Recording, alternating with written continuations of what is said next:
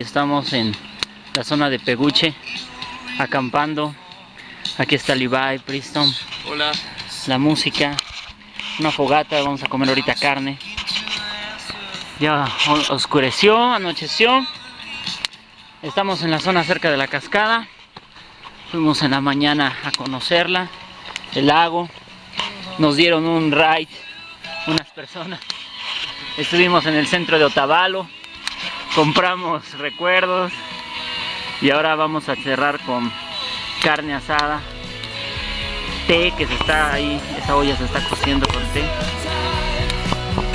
Hacía falta en este viaje una fogata y hoy se está cumpliendo.